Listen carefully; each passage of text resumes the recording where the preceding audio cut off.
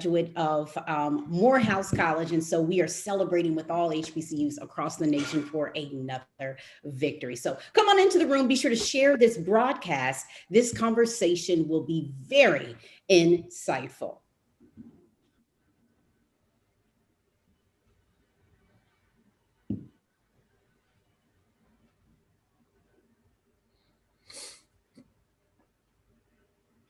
Good morning, everybody. We are getting ready to get started. We want to give you a time to find your virtual place in our space. And again, we thank you so much for joining us for the very first virtual West Louisville Forum of the new year. We have so much to talk about. So come on into the room, come on into the room. And if you could do us a favor, go ahead and share this broadcast, tweet the link.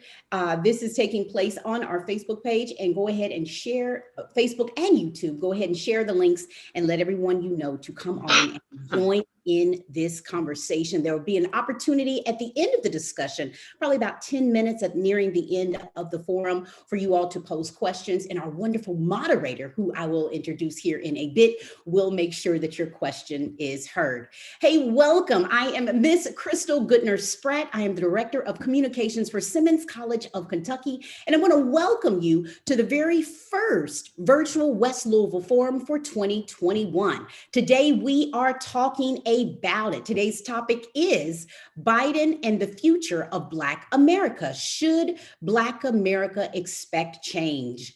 Joining in the conversation will be Miss Yvette Carnell and Antonio Moore. Miss Yvette is the co-founder of ADOS and a writer at breakingbrown.com. She has her own web series there.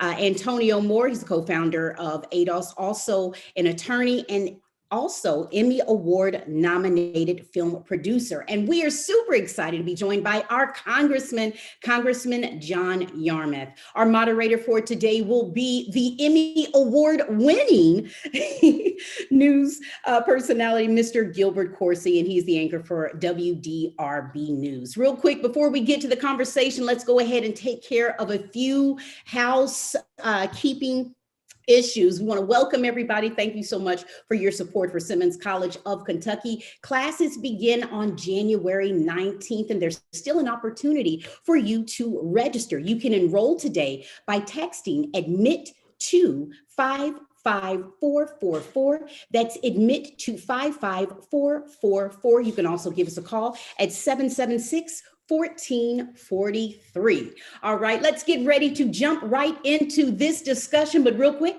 share this broadcast. Without further ado, I am turning it over to our moderator, the wonderful, the ever fabulous, Mr. Gilbert Corsi. Gilbert. Can you get a better introduction than that, Miss Crystal? Thank you so much. And again, I echo that. Welcome to the first West Louisville Forum of 2021. I am Gilbert Corsi, anchor and reporter for WDRB Television here in Louisville, Kentucky.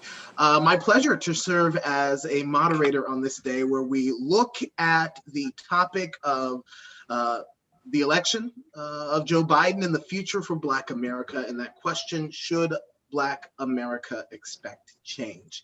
In this next 60 minutes, we're going to have a conversation about should Black America expect change and the pathway to achieve that change. But wow, this has been planned for weeks. I got a text message back shortly after Thanksgiving asking if I would moderate this conversation. Little did I know that hours before we came on the air, how it would change. And specifically, I'm talking about the Senate, with the election of Raphael Warnock, Senate-elect Raphael Warnock, the first Black man to be elected senator from Georgia. He has defeated Kelly Loeffler, a Morehouse alum. And the other runoff race, which we know that Georgia Senate race holds the balance of power for the Senate in the United States. So there are significant ramifications even towards Kentucky, because Kentucky's Mitch McConnell is our majority leader. And so if John Ossoff defeats David Perdue. He is leading Purdue right now. I actually have a television on in the background because the returns are coming in by the minute. So if there is new information on that race, I will be able to bring it to you here. But if John Ossoff defeats David Perdue, then the Democrats will have a 50-50 tie in the Senate and the balance of power, because any tied votes would then go to Vice President Kamala Harris to break. So the political landscape overnight in Washington, D.C. inched toward a very significant change if Democrats have majority in both the House and the Senate and the White House as well.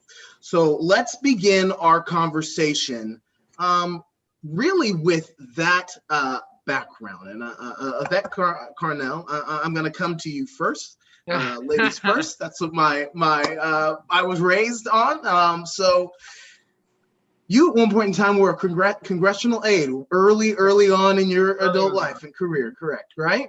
Yeah. So you have a perspective on the landscape on Capitol Hill.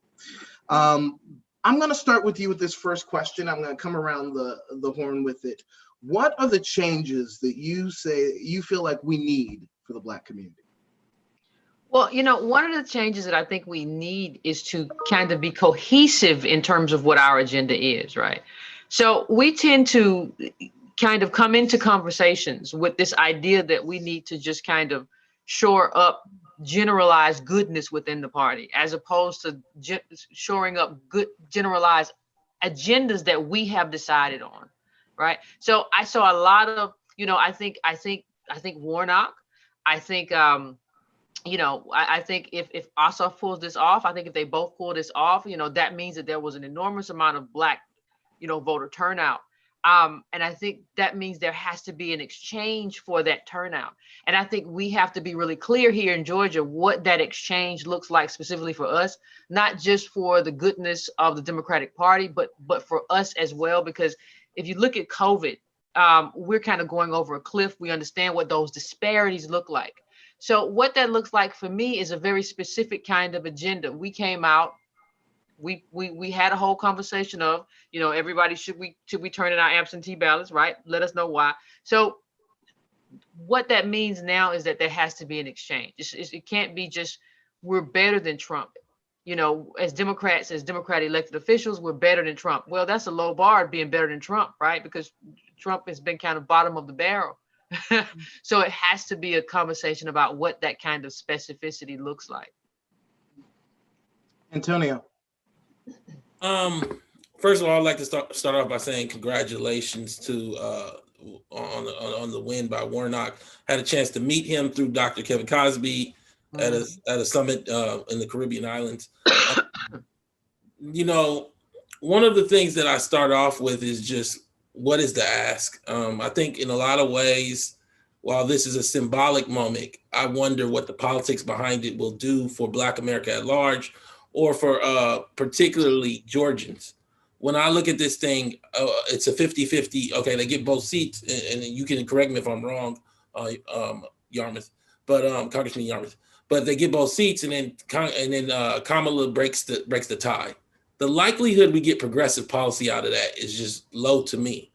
What I think more so will happen is that we'll get better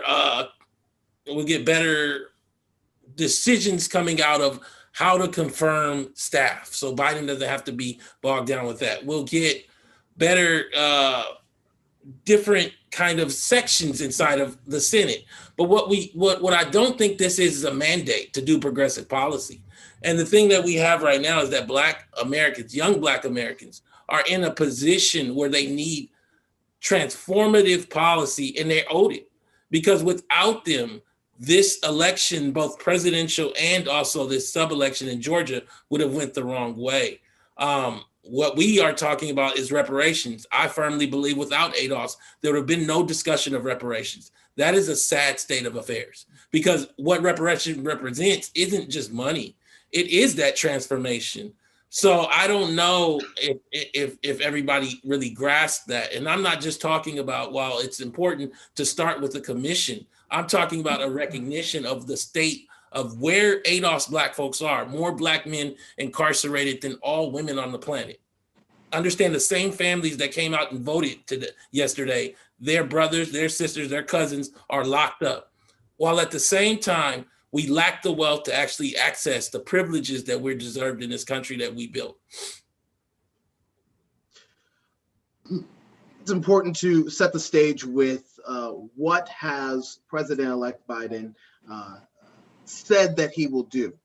And so on his campaign website, and while he was campaigning, he laid out what he called the Biden plan for Black America with several points. And I'm going to go over these points and then bring a question to Congressman Yarmuth. The points were to advance the economic mobility of African Americans and close the racial wealth and income gaps, to expand access to high quality education and tackle racial inequity in our education system, to make far-reaching investments in ending health disparities by race, strengthen America's commitment to justice, make the right to vote and the right to equal protection real for African Americans, and to address environmental justice. So these are the 6 points that Biden has said is part of his plan for Black America. Congressman Yarmuth, if Democrats do take the majority in the Senate, you have served in Congress when the last time that happened. You know that just because you have the majority in both the House and the Senate does not mean that the party achieves everything that it sets out to do. For example, in 2008, with the election of Barack Obama, the House did, the party didn't get gun control done. It didn't get immigration reform done. What on Biden's plan do you think is realistic to achieve? Well, first of all, thank Gilbert, and thanks for having me on the panel. This is a very different day than yesterday was. And I will say that one of the most joyful aspects of particularly Reverend Warnock's victory is that it's kind of like the old saying, hoist on their own petard. I mean, this runoff system was designed to avoid exactly what happened in this year's election, that those people who put it in, and they admitted it in Georgia at the time, that they didn't want a black person winning a plurality. And so they set up this runoff system so that if a black person won the plurality in the primaries, in the open primaries, that he or she wouldn't be elected, because then all the whites would gang up on him in the runoff. So there's a lot of poetic justice in this victory. Let me say that the difference is going to be significant. And I understand those people who say, well, we had the majority back in 2008 and 2006 and then 2008, those two Congresses after those elections. But there's a lot of difference between then and now. The main difference is that Barack Obama is not president. And I think, as big a supporter as I was of Barack Obama, and I love him to this day, he was not the best person to shepherd legislation through the Congress. And then he had his priorities, and his priorities were the Affordable Care Act and the energy bill that failed. He spent all his political capital in those first 2 years, and then he had none left. And then 2010 came and the election, and we lost the House. The rest is history. In Joe Biden, you have a president who comes out of the Congress, 36 years in the Congress, has a history of working with Republicans, which is not necessarily a good thing right now, but because there aren't many Republicans that are going to be at all receptive to what he wants to do and what Democrats in general want to do. But we have some tools at our disposal that I think can make sure that we get some of this agenda done. The most important thing to stress, though, is by taking the majority back, by having the gavels, we control what goes on the floor. So, Gilbert, you mentioned gun control. Our the gun control bill that we passed in the Congress last year never got to the floor of the Senate, even though it has 90% support throughout the country. Well, it will get on the floor in this Congress, and then Republicans will be forced to cast a vote. If they want to oppose it, they can oppose it, but they're on the wrong side they're siding with 10% of the people. So there are going to be some tough decisions Republicans are going to have to make. And I think on things like voting rights, which is going to be probably the John Lewis bill that we passed in the last Congress, that's going to be probably in January. It's probably going to be in this month that we pass it in the House, or at least at the latest in early February. That never got to the floor in the Senate. It will now.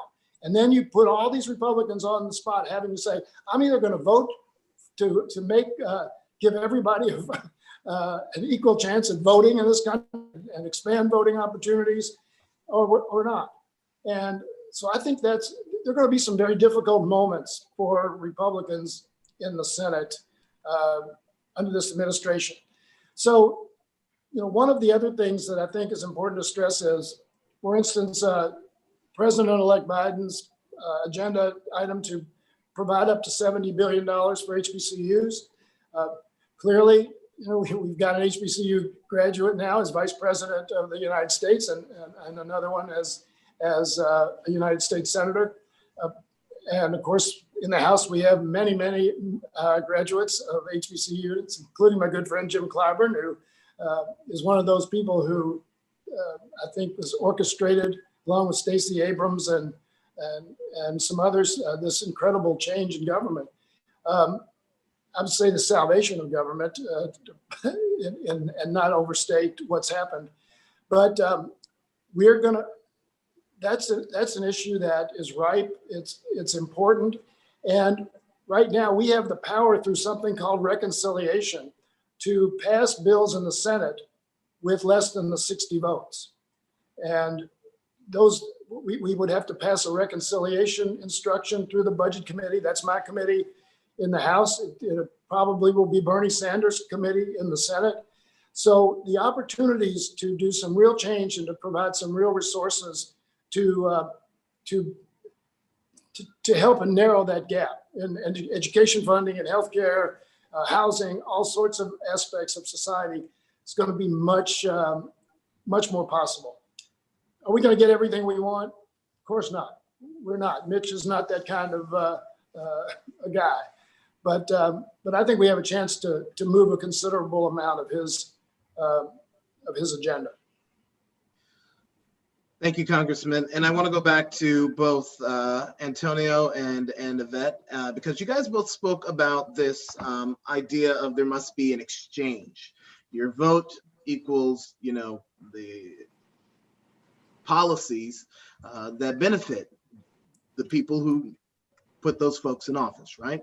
And you both said that there need to be transformative policies. We're gonna talk about reparations later in this conversation. But tell me specifically more about the transformative policies that you see needing to come out of the Biden administration. Let me frame something first, because there was an interesting set of statements by Congressman Yarmuth that, without framing, see what's happening right now is America doesn't understand wealth. There's an article that just came out. White America has $100 trillion in household wealth. Black America has about 4 or 5. Almost all of it is in the hands of our boomer retirees. So what we have to begin to ask the question is, what is college really doing for Black millennials? Little to nothing. They're dying under student debt. Somebody could say, well, white college millennials are as well. No, they're tied to the $100 trillion. So what I'm about to say is transformation starts to deal with being honest about the scale of that gap. So somebody would say there's more white people than Blacks. No, there's 83 million white homes and there's 20 million Blacks, 1-to-4 ratio. What I'm saying to you today is that there's $100 trillion of white household wealth. 20 of it is liquid. What I'm saying is that you gave us a list from Biden. That list does not deal with the fact that white America has $100 trillion and 20 of it is liquid. Transformation is dealing with the fact that ADOS people, not Black people at large, American descendants of slavery that built America, are not owed a life. where they have that kind of gap to overcome after Morehouse, after Howard, after UCLA. And so when I started looking at transformation, I'll let Yvette get more specific. It is really getting past talking about voting rights as a Black issue. That's not the exchange for us. That is a generic exchange for America that we are definitely seeing the impact of. We see an overwhelming impact from voting rights, but that is an American policy. The question becomes, are you ready to deal with reparative justice? Are you ready to deal with this looming gap that doesn't come from failure or doesn't come from poverty? It comes from being slaves in America and Jim Crowed in America and mass incarcerated in America at the numbers I said before. So until we are ready to get honest about the scale of what we're talking about, we're always going to be talking about the fringes. 70 billion to HBCUs, I commend it, but that is crumbs in terms of the American budget. And we all know that. We can't hear you, Yvette. You may be, listen, you're on mute, Yvette. I agree with Antonio in terms of the enormous chasm of wealth and why that wealth exists. And when we talk about reparations, we'll talk about that. One of the things that was very interesting to me about Biden, though, when he talked about his first 100 days, he rarely mentioned ADOS in terms of American descendants of slavery. He rarely mentioned Black people in general. So, you know, one of the things that I want to watch, especially when I know here in Georgia, when you talk about all of the Black voter outreach, you know, that was put into play to get Black people to the polls in a place where we used to pick cotton. You know, Warnock's mother picked cotton. So one of the things that I'm wondering, you know, because of that, is there going to be some kind of urgency to add our issues to that first 100 days? Because you talk about the Voting Rights Act, that's something that we should just have as Americans. It shouldn't have to be a special kind of policy, except that America is a racist country. And so we've kind of been cornered into that space. But what I'm also wondering is, because of what happened here in Georgia and the role of Black voters in that, right? That doesn't happen without us coming out and showing out. Are those issues going to be added to the first 100 days? And I'm talking about Biden's whole Black agenda. Like, he had a lot of Black agenda items, even though regrettably they didn't include reparations and that's a problem for the reasons Antonio just mentioned. But are you going to now move those issues to your first 100-day issues? Are we going to see the HBCU funding the first 100 days? Are we going to see him move towards putting a bill with the voting right the first 100 days? I'm wondering about that, because that's the kind of thing that needs to be prioritized because of what we did here in Georgia. Can I add one more thing too? Sure. Open conversation, guys. Open conversation. Yes. And one of the other things that the Democrats, to me, have failed to be honest about it's Black folks. And we're not even just talking about Blacks in general, because we can't get disaggregated data. We're talking about ADOS people delivered you the White House and now the Georgian Senate seats, because I believe you're going to get both of them. Well, the problem is that at the same time, Latinos did fail you in Miami. They did fail you in several places across this country. Texas. Now, I'm not dealing with the reaction the party has. I do think there is another issue that's looming out there, which is that the Republicans don't know what to do. And so there's going to be a whole reality of, will you deliver a recognition? Will Biden deliver, let me say, a recognition of not just HR 40, but a recognition of apology for slavery, a recognition that ADOS people are specifically a special group, and not just because they built America, but because they built Biden. They basically undergirded him from South Carolina to the presidency and well into Georgia. And now the question becomes, will Democrats just celebrate, or will they actually understand the consequence of not acknowledging that truth? Yeah, we vote Democrat at a much higher rate than white Americans, at a much higher rate than Latinos. And at a certain point, you can't just call us a people of color group. You have to acknowledge that, no, like, this group comes out for Democrats in a major way. And so regardless of what Yvette said or what Antonio said, like, they come out and they were the reason. Like in South Carolina, it wasn't a brown vote that kind of ushered in, you know, Biden and put him on the path to be the nominee. Those were Black voters, overwhelmingly ADOS voters. So what is the exchange? And the exchange is not, we're going to do something, there's changes. We're going to do something for people of color. You have to kind of disaggregate the group and say, listen, Black voters always show up. Yeah, and it's not identity either. It's not having Warnock and Kamala as vice president and senator. Not as just representations of oh, we've made it now because you're in high office. There has to be some kind of policy that prioritizes us, not just cobbles us together in a people of color group. Thank you. Yeah, well, first of all, let's take that question. You're about to jump in, Yarmuth. I'm very much aware of how significant Black voters are in Democrats' election. I mean, I get 95% of Black voters and have in every one of my elections. So it's virtually impossible for me to lose when I start off with 95% of 25%. I'm at 24%. I'm at 24 to 1 starting off an election. That's a pretty good head start. But and that's true of so many of our members. We had starting with 2018. We took over some seats where we beat people in suburban areas, which were largely white. But that's not the majority of our members. And as a matter of fact, I saw a number the other day. Right now, only 30% of the Democratic caucus, which this year is 222 members, are white men. Only 30%. And so we've got a caucus that is much more resembles the country and a huge congressional Black caucus membership. It's right around 50, I think, right now. So it's about a quarter of our membership.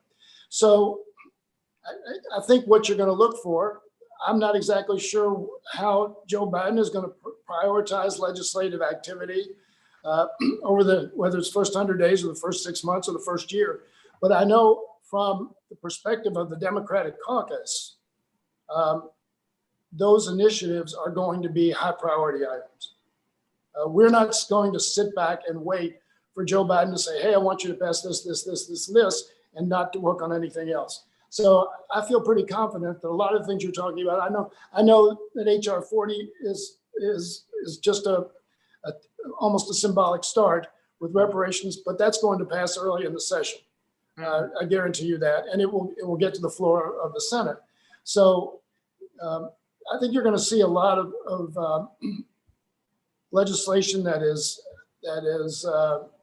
in the categories that you're talking about, dealing with disparity. I mean, the speaker just created a new special committee on economic disparity, and that's going to help deal with a lot of these issues. So again, I don't know what Joe's going to do, but I know what we're going to do.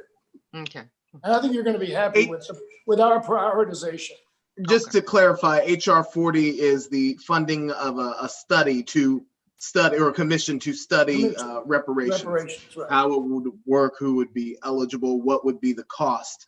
Right. And so let's use that to transition in the reparations part of the conversation. We know ADOS as it is what the American Descendants of Slavery organization that Antonio Moore and Yvette Carnell founded, or the co-founders of. It is what you guys spend the most amount of your time talking about is reparations. The idea of the thinking of back in the day, you may have Black folks heard in their home, we never got the 40 acres and a mule, right? So Antonio, as I was researching for this conversation, I understand that you were involved in the passing of a HR 40-like bill that was just signed by the governor of California at the beginning of January. Why don't you tell us about that? Yeah, Governor Newsom signed AB 3121. I testified as the lead expert on the Senate floor there in California. Our bill actually targets ADOS people and looking at California history, but looking at the history of the nation as well to provide recommendations. I'm applying to be on the commission. When we think of states, we think of 50 states, but in reality, California kind of stands out on its own with 40 million people, and I believe the 9th largest economy in the world. So it really is one of the largest, recognitions of reparations in American history. But the hope is that HR 40 also follows suit and targets ADOS people, because we're talking about American descendants of slavery when we're talking about reparations, not just being Black in America. But in addition, the hope is that we can actually create the energy, because before ADOS, there was largely no discussion about reparations. One Wall Street Journal writer that me and Yvette talked to did a chart where he showed after Obama left that literally there were no co-sponsors.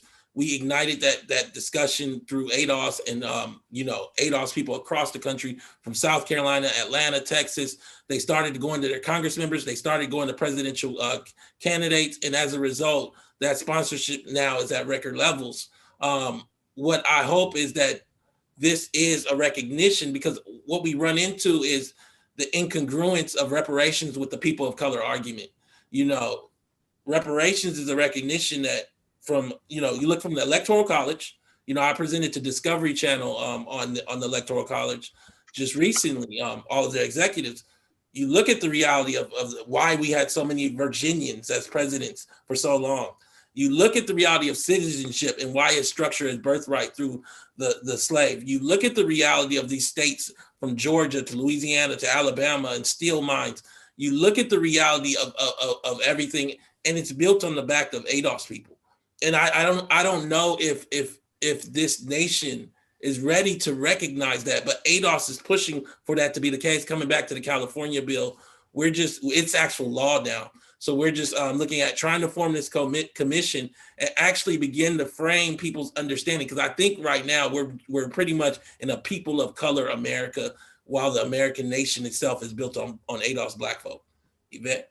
I want to hold on one second. I do want to establish a foundational understanding, because somebody may be watching this for the first time, not know what ADOS is or the concept of reparations. So slavery stole labor, it stole education for centuries, and it set forward a path of generational poverty.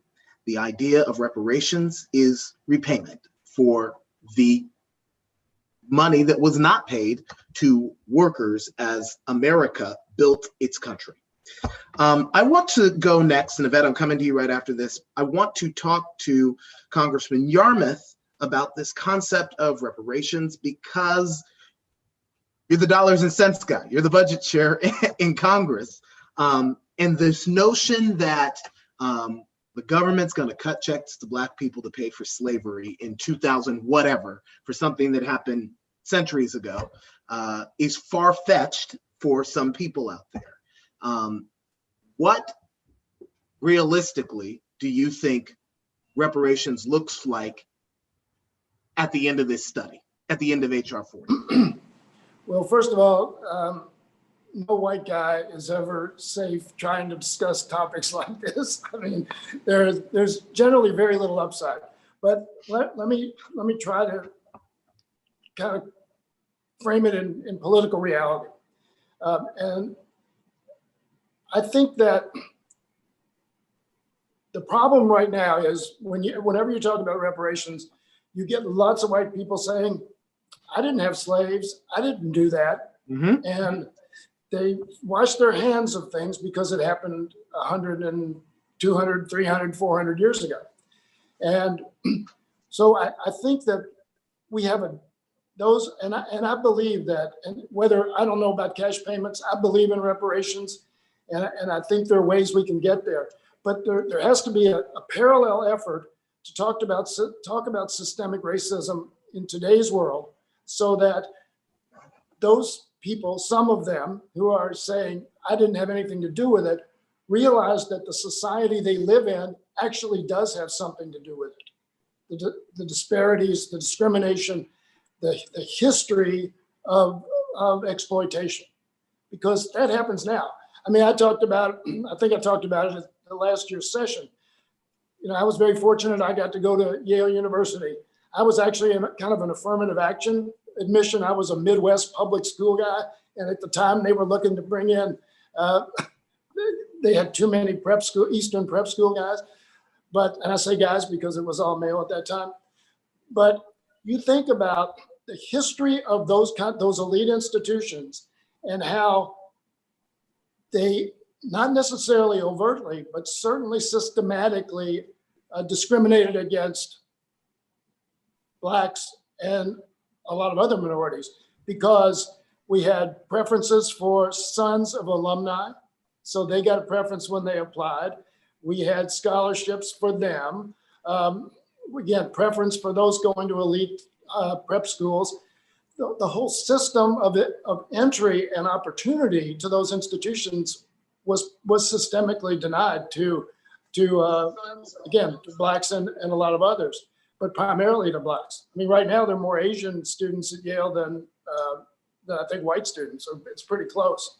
But there still are very few Blacks in those institutions, and so I think we need to talk about all those. We need to talk about redlining and the discrimination in housing.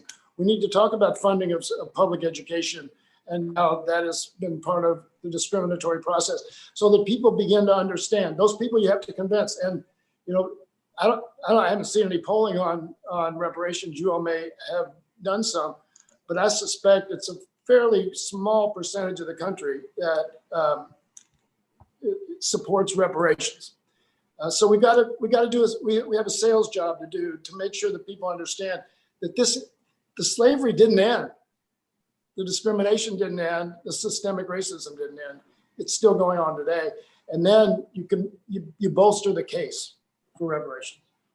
And as we got about 25 minutes left in our conversation here, and I want to open up time at the back end for questions from the public. So if you're watching this on Facebook, you're watching this on YouTube right now, go ahead and drop your questions in the comments section. I'll do my best to get to those in our closing minutes. Yvette, I'm going to come to you on the concept of reparations. You hear the congressman and say, I believe in reparations, and it almost became a political talking point in this last general election. But what should, I've heard some concepts say, well, we can't, we're not going to send direct checks, but we can fund education, fund higher education.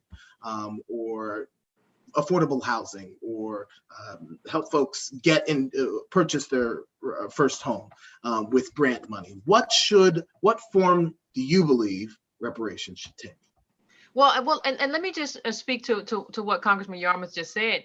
I wish I had brought in the polling with me, but it has ticked up a lot since the initial polling in terms of approval of reparations, and that, not to kind of toot ADOS's own horn, but that is because of the work that we did, Antonio's conversations with Marion Williamson, getting that on the debate stage. So I think, there's absolutely a space for more work to be done, because I don't think people understand who built the house, right? And they don't understand, like, you build a house and you build the bricks that that create this wealthy country for everybody to live and have a happy life. And the people who built the house with those bricks don't have a house and can't eat any of that fruit. So I definitely think there's absolutely more work to do. But I think the fact that it's even a national conversation is because of what ADOS has done in terms of messaging, in terms of making the urgency clear and making the data clear.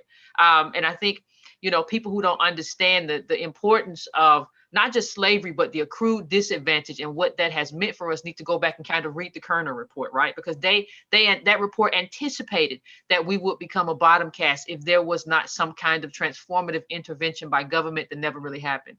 So, so, that has to happen. Wealth was stolen, so wealth has to be repaid. So it cannot just be, we have to have policies, because there have to be policies in place to kind of protect that redistribution of wealth as well. So it can't just be schooling. It can't just be, because what you really say, if you want to make our schools nice, is that you want to make us American. That's great, but that's not reparations. That's wonderful. If you want to pour resources into our schools, you absolutely should. We should have that anyway, though, just by being American citizens. You have to repay wealth, but it's not just the repayment of wealth, because if you just repay the wealth and you just give us the wealth back, and there's nothing that kind of plugs us into the ownership class and protects us when we are in certain industries from predators. You saw how we were taken advantage of with predatory loans during the Great Recession. So there have to be a series of policy protections that not only expressly kind of lay out how we're going to be included in the economy, included in banking, how you're going to undo redlining. What does that look like? There are a series of policy initiatives. We were, in terms of agribusiness and in terms of, when we talk about farming, We were locked out of that. We didn't get loans. So there's, the farmers, that lawsuit was settled. We have other things going. You have to find a way to lock us back into these things that we were stripped of. We will be ADOS will be a big part of agribusiness right now if we had not been stripped of that, if we had not been a plundered group. So it is very complex. It is actually more complex than anybody has actually talked about to this point, in terms of how we have to be included and what that inclusion looks like and what the government has to do to protect us once we are included. And if you just give us, the biggest con in the world would just to give us money only, because you would just walk into consumerism, because you wouldn't have anywhere to plug that money into in terms of industry. So what would happen is that people would say, hey, you don't have anything to do with that money. You haven't been included. Nobody's kind of taking you under their wing and said, this is how you do X, Y, Z. This is how you move in this industry. Well, it's Silicon Valley or whatever else, whether it's farming, it doesn't matter. So they would say, well, here's a Ferrari. You have nothing to do with that money. You've been trying to figure it out and start whatever. Listen, don't worry about it. Just go buy some stuff. Go spend some money. And we just give the money back to the same industry and people who exploited us in the beginning. So there have to be a bounty of protections and inclusions and banking inclusion, right? Because I hear a lot of people who are ADOS talk about, listen, I can't get a loan for my business. We know what happened with the PPP that just happened in terms of we didn't get a lot of those loans. I can't get, the biggest driver of wealth is the banking system in America. We have no inclusion in that system. Well, you don't have credit. Well, you don't have history. Yeah, because we use our own little money to start our own little small business, which is usually has only one. It has no employees. So of course we don't have the banking system, because that's not how this started. And bankers tend to deal with people who have the most capital inside that bank. So that's who they talk to and get the PPP loans out first. That's the driver. Banking is a driver, the biggest driver of wealth, the engines of wealth. We need access to those engines of wealth and drivers of wealth. There's a lot of things that we need, and policy has to be an enormous part of that. People can't think of this as just cutting a check. And I don't even think of this as like one block of money that you just throw on us, right? I think this can be a multi-generational project, because the oppression of ADOS has been a multi-generational project. I'm not saying that this is just 117 trillion and we stop here. No, this has to be a project. We've seen how these projects work with other communities. We've seen how it works, we see how it works even with Jewish Americans. It's been, you have to, it's a complicated thing. You have to pour resources. I mean, not Jewish Americans, Jewish people around the globe. And they're considered to be standing in the shoes of Holocaust survivors. It's not a one-off. You have to be serious about how you're going to care for and repay this community. And I think that can be one part of a framework that we use going forward. Now we have to kind of figure it out ourselves, but that has to be one part of the framework. They didn't just give money and say you're finished, because that's not how it works. There are all sorts of other traumas and exclusions and discriminations that happen even today, right? In terms of that community and our community as well. So I think there are a lot of blueprints that we can kind of use to kind of create our own way of thrashing our way through this and making sure that this happens. And I tag in to say one additional thing. Just it'll take 1 minute, 2 minutes. One additional thing I think is happening now is that Black Americans and white Americans don't know what America is, especially in terms of wealth. I think it's a bit unfair, and not saying that you meant to, because it's definitely a question that people would ask of Congressman Yarmuth to give a framework of reparations, because that's the point of the commission. Part of the problem is that America moves so fast, so quickly. So before the 90s, they didn't really give us wealth data. They just gave us income. But roughly speaking, when you start pulling out information in 1960, when Dr. King is saying we don't have enough to be at the lunch counter, America has about $400 billion with a B of household wealth. By the time we get to 1980, we're at $2 trillion of household wealth with a T. By the time we get to 89, we're at $24 trillion. That's deregulation, that's Reagan. By the time we get to now, we're at $100 trillion. Well, what happened there, if you really look at it, is that white people transitioned how they were gonna codify their advantage. They put it inside of companies. They put it inside of homes. Homes that were in neighborhoods that were white, that you had to be white to get into. So yes, you as a white person that benefited from trials that made certain ethnic whites white, that weren't white at first when they got here, benefit from the way that whiteness was set up. while at the same time we had mass incarceration that took black males and incarcerated them for things that other people were getting diversion for. So we have this system that has to be laid out by a commission to acknowledge that this isn't far-fetched. And if you don't do it, then ADOS failed. The ADOS failed. And then as a result, don't be mad when ADOS start looking at politics much more dynamically than the Democrats are proposing. This is a yes or no question. I'm going to come, and it is legitimate yes or no, because I want to get to a couple other questions and then some questions from people online. So yes or no, each of you, and we'll start with the Congressman first, then go to Mr. Moore and then Ms. Carnell. Do you think that Biden will lead change on these issues without being pressured to do so? Do you think he will implement these policies on his own without public pressure? Congressman? Yes. Yes. Mr. Moore? No. Ms. Carnell? No. So to those who said no, what do you think the pressure, what form do you think that takes? Well, I What does think it look like? one of the things I think is something Congressman Yarmuth said earlier that was very important. He said, you know, we'll take the lead, right? And I think one of the things that we will have to do in terms of our Congress people is say, you all take the lead on this. As our elected officials, you all, a lot of these bills are already written. Like the things that need to happen, they're already there, right? And so we have to apply pressure and say, hey, you got to bring this up for a vote. And then the pressure comes to Biden to sign it. But I think we have to apply pressure to our members of Congress to bring the things that we want to see. We have to bring pressure, and we have to show that, like, hey, we're not just going to show up to vote. We're going to show up at congressional offices. We're going to show up on your phone lines. We're going to show up and make sure that you bring the stuff that all the stuff.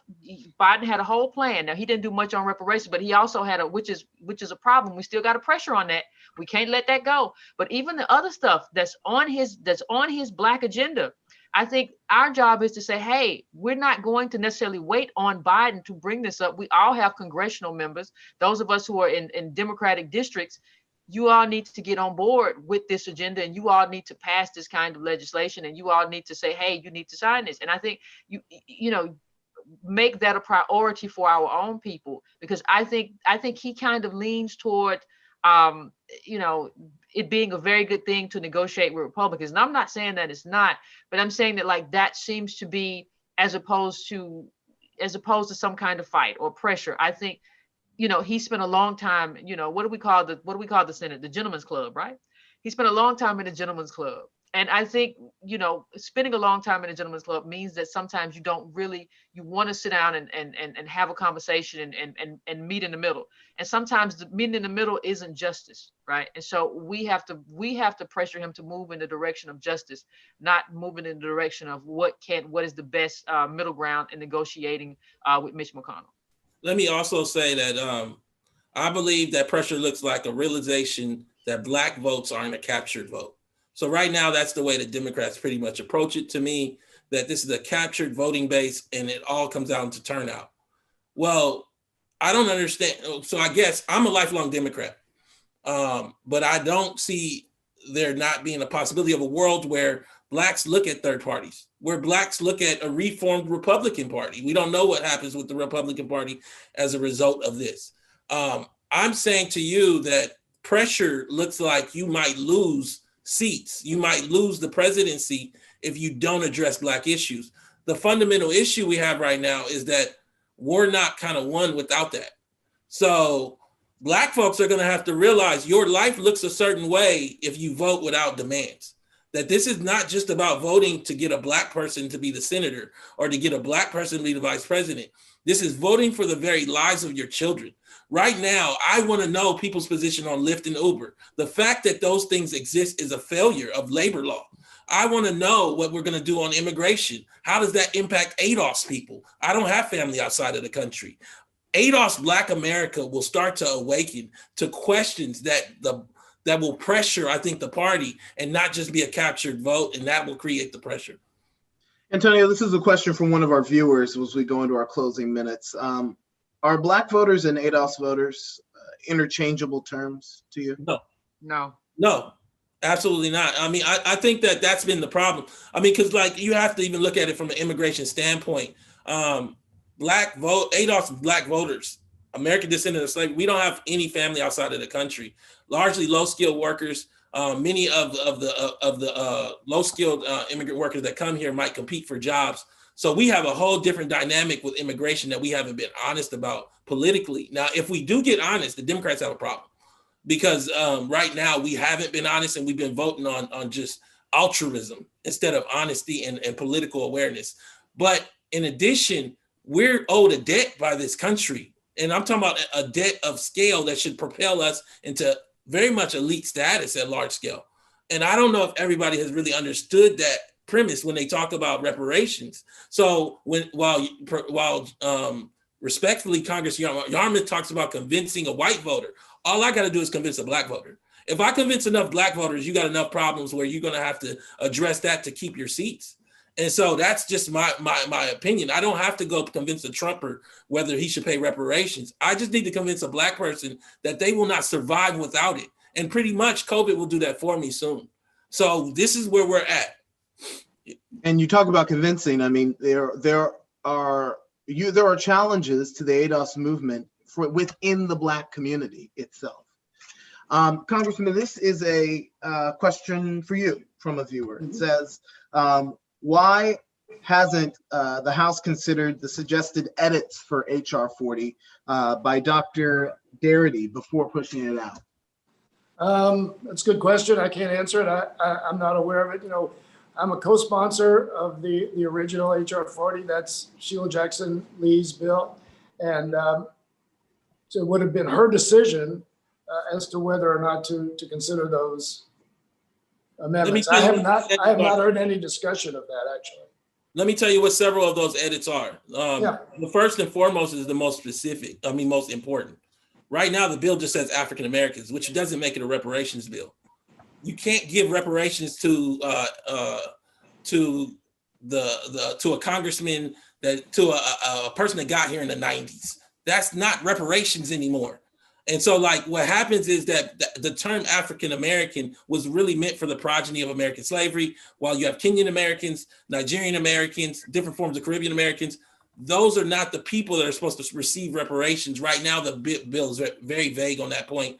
The bill has salaries that are extremely high for the commission. The bill also has time frame issues. But most importantly, if it doesn't go to ADOS people, then it's not reparations. And somebody would say, well, how would you figure that out? It's not that difficult. America has the tools to be able to make sure that reparations goes to those families that were damaged. Congressman, why should the Black community, you believe that Biden will lead this change without being pressured. Why should the Black community have hope with the new administration? Well, I think for a couple of reasons. One is he's on the record, and that's been part of his campaign. And I think Biden is somebody who tries to do what he promises to do. And secondly, because I don't think he thinks he's going to be a two-term president. And I think that he's willing to be bolder because of that. And we'll see. Politics changes people sometimes in very dramatic ways. But again, I think the fact that he thinks of himself as a transitional president and not as an 8-year president, then I think he will tend to go on the bold side. Do you think that's an age issue and not wanting to run again in 4 years, or a electability issue in 4 years? Well, I don't think anybody who's just been elected with 80 million votes worries too much about electability. I think he sees himself. I think it's mostly an age thing. I think he sees it unlikely that the American people are going to reelect an 82-year-old man. When we began this forum today, we started with the news that Raphael Warnock was president-elect to serve as the first Black man elected to the Senate from the state of Georgia. I also want to underscore the influence of HBCUs, historically Black colleges and universities, on this election. You have Warnock out of Morehouse, now the first Black man elected to the Senate. Stacey Abrams out of Spelman, who was a vital part of mobilizing Black voters in Georgia, swung the state blue in the presidential election.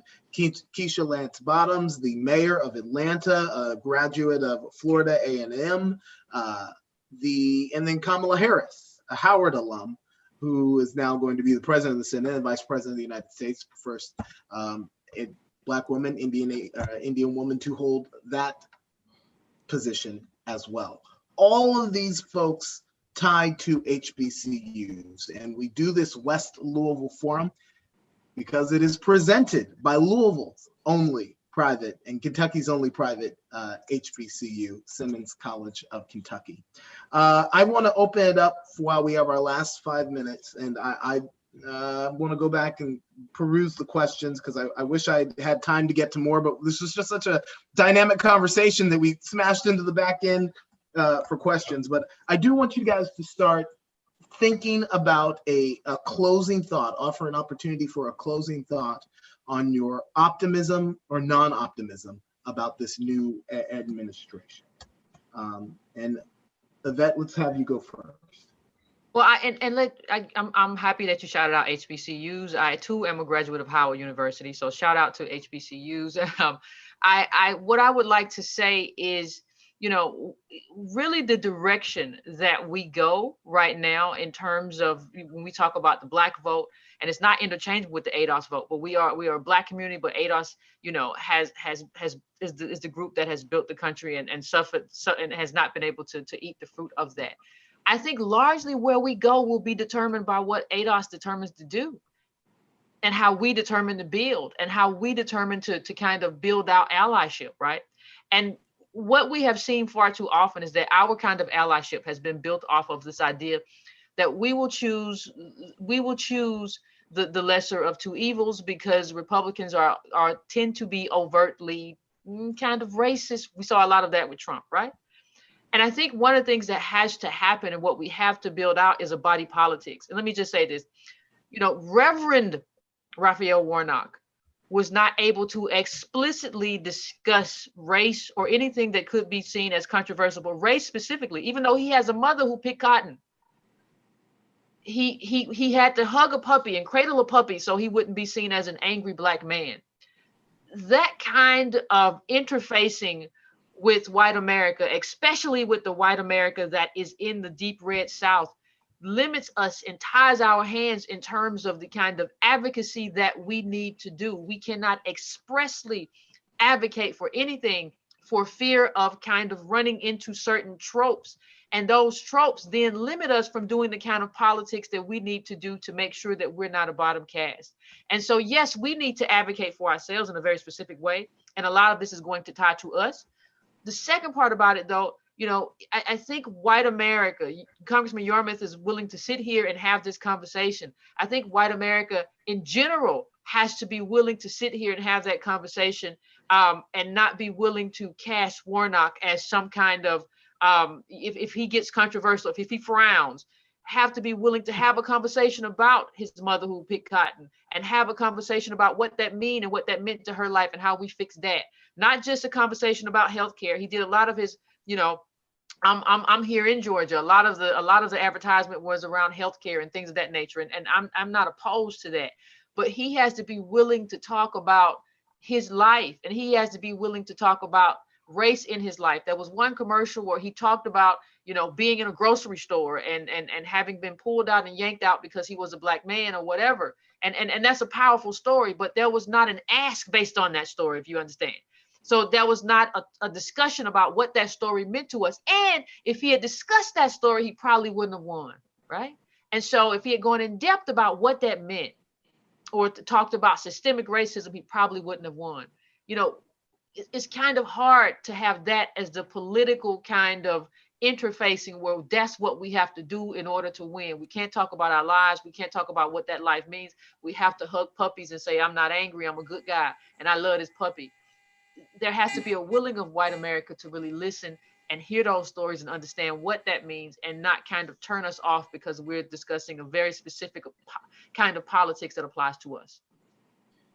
Congressman, you had the first question about why you have hope in the new administration, and so we've touched on that with you, touched on that with Yvette, and so with our closing minute here, we've just crossed the noon hour. Antonio, what are you optimistic, or why are you not optimistic in this new administration? Well, I'd like to say thank you to the congressman for showing up. He showed up to the ADOS conference and showed up today, head of the committee of budgets there in Congress. This is a powerful discussion. But what I will say is that what leads me to be not as optimistic is your list. You gave us Harris, Warnock, Bottoms, Abrams, all Black college alums. I know by the numbers that the bottom half of Black America is in negative wealth when you combine them. They're worth negative $200 billion, bottom half of the race. 20%, the top 20% of our families, boomer retirees, have 90% of our little 3% of wealth. What I'm not optimistic about is that we've gotten to a point where electing identity is our idea of solution for race. And fundamentally, that won't work. I mean, what you have to ask is, does America deserve a Black vice president if the bottom half of the race has negative wealth combined? And what we're saying is that the only answer is reparations, not as an idea, but as a recognition that you can't have a vice president until you fix the race so they produce vice presidents. And right now, that's just not the case. And I think somebody would say, well, then how did we get Kamala? Well, she came from outside of the ADOS narrative. That's how, as did Obama. And so what I'm optimistic about is the recognition that this is even an issue, but because before ADOS, it's like people didn't even recognize that ADOS were a people. So that's my main optimism, is that we're becoming awakened to the fact that there needs to be disaggregation so we can see the fact that ADOS are collapsed, and then we can recognize that there needs to be policy. Antonio Moore, Yvette Carnell, and Congressman John Yarmuth, thank you so much for joining us in this conversation. Ms. Crystal, I'll hand it back off to you. All right. Wonderful job, Gilbert Corsi. We thank you for all that you do. And also thank you so much, Antonio, Yvette, and Congressman John Yarmuth. And we thank you, each and every one of you that took your lunch break or late lunch or whatever break to join us in this conversation. We encourage you to learn more about Louisville's only HBCU. You can visit us online at simmonscollegeky.edu. While you're there, if it is on your heart, you can also donate to our institution. And also, if you're watching on Facebook, all you simply have to do is hit the donate tab at the top of our page. We thank you so much for joining us for this wonderful conversation, our January virtual edition of the West Louisville Forum, Solutions for Urban America. Have a wonderful day. Bye. Thank you, Gilbert. Thank you. Thank you, guys. Have a great Thank you day. all. Have a great one, Gilbert.